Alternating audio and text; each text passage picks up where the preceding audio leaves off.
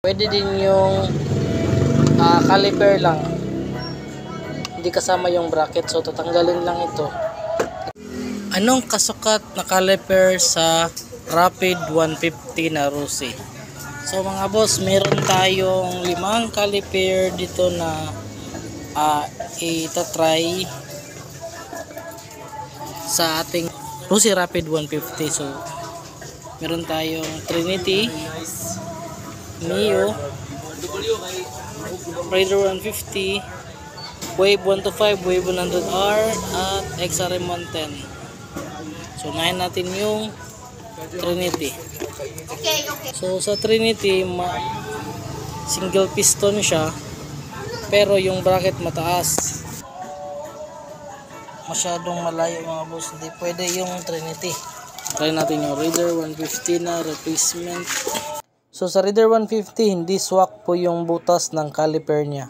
Mas maliit yung bracket niya doon sa stock na bracket, so hindi pa rin pwede. Pero itong caliper na double piston, pwede siya.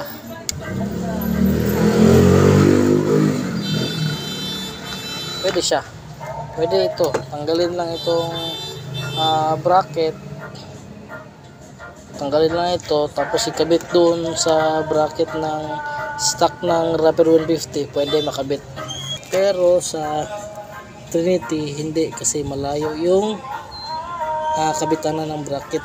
Try natin yung Mio. So sa Mio naman, hindi pwede.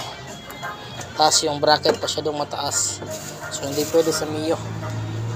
Mio hindi pwede. So sa Wave 125 or Wave 100,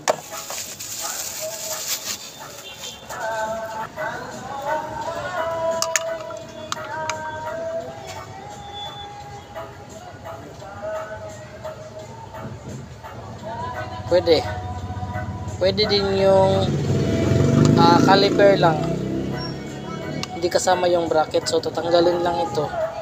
Itanggalin lang, ganyan, matatanggal naman yan, tapos yung stock doon ay diretso kabit. So pwede ang Wave 125. Tapos finally sa XRM 110 na double piston old model, yan, swak na swak pa rin. Ito talaga yung pinaka swak sa lahat, yung XRM 110. Tama lang talaga. Tapos sa bracket, tanggalin pa rin itong bracket, kasi itong stock, itong bracket ng XRM 110 hindi papasok dito, masyadong mataas, layo ng kabitan. So yun,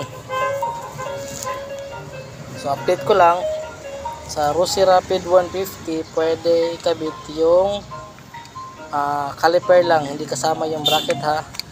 Caliper ng XRM 110, caliper ng Wave 125, at saka Raider 150, pwede ito.